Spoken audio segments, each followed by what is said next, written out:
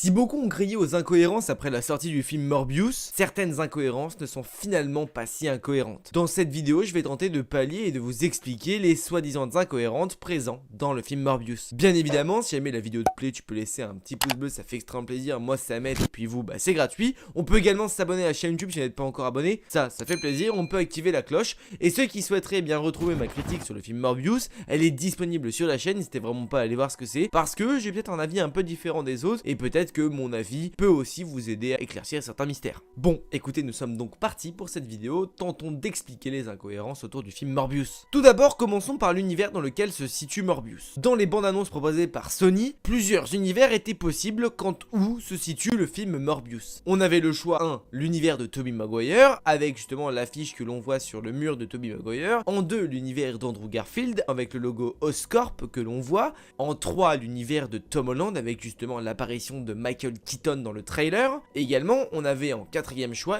l'univers potentiel de Venom, parce qu'à la fin, on voit justement Michael Morbius dire « Je suis Venom » à quelqu'un. On a également, il me semble, le logo du Daily Bugle utilisé dans le film Venom 1 et Venom Let There Be Carnage. Donc 4 univers possibles pour un seul personnage. En voyant le film, on comprend assez rapidement par rapport aux références, que le film se situe et que le personnage se situe clairement dans l'univers de Venom. Dans les bandes annonces, pas mal de choses ont été utilisées pour nous tromper, elles étaient là en guise de tromperie. En fait, ça a été présent pour duper le spectateur, comme l'affiche avec Tobey Maguire qui n'est absolument pas présente dans le film, et le logo de Scorp, c'est pareil, on le voit absolument pas. La partie dite la plus incohérente du film se situe surtout à la fin, et principalement dans les scènes post-génériques, et c'est principalement ce que je vais traiter dans cette vidéo. En effet, dans cette dernière, on peut apercevoir l'arrivée dans l'univers de Morbius du personnage du vautour d'Adrian Toomes, l'acteur étant Michael Keaton. Si au départ dans les bandes annonces on se demandait qu'est-ce qu'il faisait là, est-ce que c'était vraiment le vautour ou pas, on a eu confirmation avec scène post-générique que oui, c'est bien le vautour de Michael Keaton présent dans le film Morbius. Si en vérité depuis la fin de Spider-Man Homecoming on a absolument aucune nouvelle de lui, dans ce film là on a enfin des nouvelles et on sait ce qui se prépare avec ce personnage. Pour remettre un petit peu le contexte, dans la scène post-générique du film Morbius, on aperçoit les brèches de No Way Home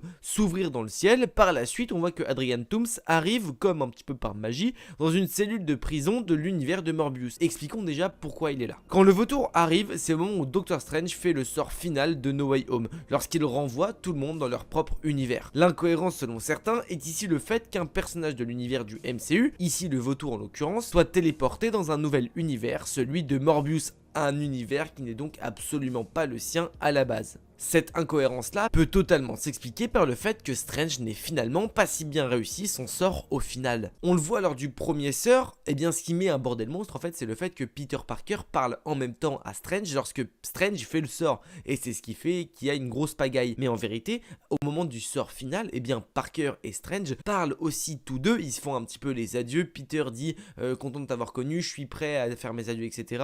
Et on a Strange derrière qui dit écoute, je suis ravi de t'avoir connu, et surtout tu peux ne plus m'appeler monsieur, appelle-moi Strange. Le sort à ce moment-là a déjà débuté. Même si à l'écran on n'a pas vraiment l'impression que ce soit un grand dérangement et que ça foute le bordel le fait que les deux communiquent, dans le fond finalement il n'était peut-être pas 100% concentré sur le sort, ce qui fait que justement finalement le vautour arrive dans l'univers de Morbius. En fait, le sort n'a pas été à 100% efficace. Plutôt que d'être envoyé dans leur univers à eux, ils ont dévié dans un autre univers qui n'était peut-être pas le leur, ou même qu'un personnage connaissant l'identité de Peter Parker présent dans l'univers du MCU, l'univers de Peter Parker du MCU, soit envoyé dans un autre univers par simple erreur. C'est ce qui expliquerait pourquoi le vautour arrive dans l'univers qui n'est pas le sien, celui de Morbius et de Venom. Et c'est là que la partie théorie peut intervenir également. Dans le Sonyverse, leur but est d'avoir un Spider-Man permanent. Et les scènes post-crédit de Morbius le confirment, leur but est de créer une équipe de Sinister Six pour les faire s'affronter à Spider-Man. Selon moi, dans No Way Home, des indices laisseraient à croire que le Spider-Man choisi serait en fait le Spider-Man d'Andrew Garfield.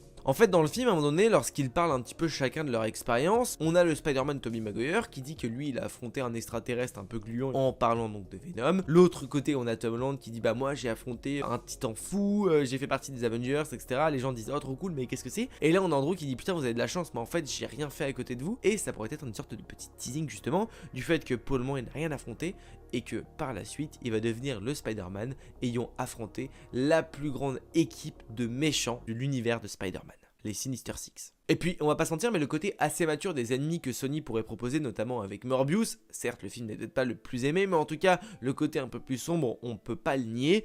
Et pareil avec Kraven, Kraven reste un personnage avec une maturité certaine, c'est pas un méchant pour un enfant comme Tom Holland, même si bien évidemment le Spider-Man, le Peter Parker du MCU a évolué grâce à No Way Home, on est quand même sur le Peter Parker d'Andrew Garfield, sur un Spider-Man extrêmement sombre, et c'est ce qui nous est donné dans No Way Home, il a sombré, et donc ce côté-là pourrait être vachement intéressant de le retrouver, et bien justement avec un Peter Parker qui s'affronte à un Kraven, ou même peut-être à du Morbius et du Vautour. Bien évidemment, en espérant que si cela se fasse, et bien que Sony comprenne un petit peu de ses erreurs et qu'ils ne reproduisent pas une aussi belle catastrophe que certains films qu'ils ont pu faire au passage. Et ce serait cool de pas ruiner le personnage d'Andrew Garfield. Merci Sony. Ça, c'était donc pour la première partie. Maintenant que nous avons l'explication de pourquoi et comment le Vautour est là, concentrons-nous sur les explications de pourquoi d'un coup Morbius veut s'associer à Adrian Toomes et comment le Vautour a son costume et ses équipements.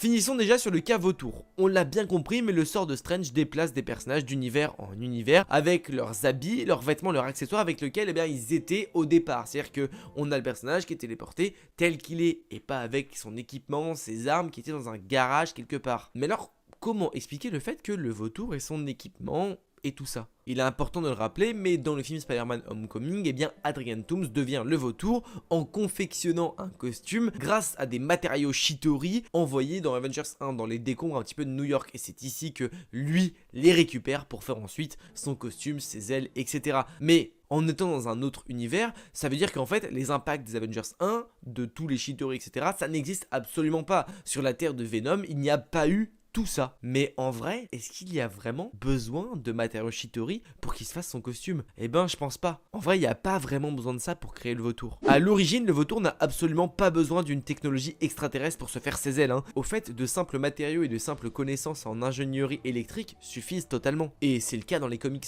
Le côté extraterrestre est surtout là pour lier en fait encore un peu plus Iron Man et Spider-Man. Mais comme l'acte Iron Man Spider-Man, il est terminé avec Endgame, avec Far From Home, etc. Il n'y a plus vraiment d'avoir besoin de ce lien-là. C'est un petit peu comme une nouvelle page qui se tourne avec un nouvel univers pour Adrian Toomes. Maintenant qu'on a fini d'expliquer les incohérences autour du personnage du Vautour, et que j'espère vous avez bien compris là où je voulais en venir, on va parler des incohérences autour de Morbius. Pourquoi Morbius a d'un coup envie de s'associer à quelqu'un qu'il ne connaît que très peu, et surtout pourquoi voudrait-il se charger de Spider-Man alors qu'il ne le connaît absolument pas? Pour le coup, il y a plusieurs possibilités. Durant tout le long du film, on nous explique que les poches de sang artificielles sont efficaces sur lui, mais que plus il en prend, plus leur durée d'efficacité est réduite. Il dit également que lorsqu'il en arrivera à là, son envie et sa faim de sang humain prendra le dessus. Ça, on le voit un peu lorsque le combat final éclate, que Martin est à moitié à l'agonie et qu'il aspire son sang pour être assez fort pour vaincre Milo. Après ça, on voit finalement qu'elle n'est pas morte et qu'elle devient elle aussi un vampire. Concluons cette hypothèse par le fait que lorsque les poches de sang synthétiques et que sa copine soit elle aussi un vampire, et qu'elle soit de son côté dans tous les sens du terme, il n'est pas grand chose qui le freine pour lâcher prise et apprendre à contrôler son pouvoir de transformation ou même juste gérer sa faim. Et donc en fait finalement que sa faim et que son côté vampire ressortent beaucoup trop, ce qui le ferait passer du côté obscur. Ou autre possibilité, admettons que dans cet univers là il y aurait un Spider-Man. Qu'au moment de la seconde scène post-générique, celle justement où le Vautour a son équipement, que dans tous les cas, le Vautour ne peut pas faire son costume en 2 secondes 16. Il lui faut forcément un laps de temps pour le construire, le confectionner, trouver les matériaux, etc. Eh bien cela voudrait dire qu'au moment où le Vautour est envoyé sur l'univers de Morbius, eh bien un Spider-Man y est aussi envoyé, possiblement celui d'Andrew. Et qu'entre la deuxième scène post-générique et la première, il existe un laps de temps où le Vautour a rencontré Michael Morbius, a réussi à trouver des matériaux nécessaires pour construire son armure, et pour ensuite la construire. Possiblement quelques casses de faits par ce dernier, possiblement un Spider-Man qui tenterait de l'arrêter. Ou alors que Morbius fasse quelque chose de mauvais et que Spider-Man agisse à un moment et que ça ne plaise pas du tout à ce dernier. Tout ceci sont des choses que nous n'aurions pas vues étant donné que tout ceci se serait passé possiblement entre le temps des 2 scènes post-génériques. Justement le laps de temps que je vous ai dit tout à l'heure. Finalement les scènes post-génériques nous laisseraient théoriser sur ce que l'on souhaite pour ensuite nous donner des réponses, les réponses que l'on attend dans un prochain film comme par exemple Kraven le chasseur ou une suite à Morbius. Des scènes véritablement teasing pour la suite, des scènes dites incohérentes pour justement faire parler d'elle, alors qu'en vérité, il existe toutes sortes de théories et de possibilités pour pallier à ces incohérences. Et n'oublions pas que les scènes post-génériques ne sont pas là pour tout nous expliquer, parce que c'est pas un film d'1 h 30, mais une scène de 1 à 2 minutes. Et ça, c'est important de le préciser. Les scènes post-génériques, on n'est pas obligé de tout comprendre avec. C'est là pour teaser un futur. Et là, en l'occurrence, ça tease les Sinister Six par exemple, et potentiellement une arrivée d'un Spider-Man dans cet univers-là. Il ne faut pas prendre tout, il ne faut pas que tout nous soit pré-mâché forcément tout le temps. Et je pense que c'est assez important de le préciser. Et moi, personnellement, une scène post-générique comme ça où ça me permet de théoriser, j'adore ça. Donc, merci Sony. Écoutez, je pense un petit peu avoir fait le tour sur les plus grosses incohérences du film, incohérences entre guillemets, car selon moi, je vous l'ai dit, ce ne sont pas vraiment des incohérences parce qu'on arrive très vite à pallier ces incohérences là. Bien évidemment, tout le monde n'est pas d'accord avec moi, c'est chacun mon avis, j'ai tenté dans cette vidéo de vous expliquer les incohérences du film. Si vous n'êtes pas d'accord avec moi, n'hésitez pas à me le dire en commentaire. D'ailleurs, si vous avez d'autres incohérences dans lesquelles je n'ai pas répondu en vidéo, dites-le moi en commentaire, j'essaie de vous répondre en commentaire si j'ai la réponse selon moi. On n'hésite pas bien sûr à s'abonner et à mettre un petit pouce bleu à cette vidéo. Bien évidemment, on se retrouve très bientôt pour une nouvelle vidéo. N'oubliez pas, mais de grands pouvoirs impliquent de grandes responsabilités, je vous fais des bisous.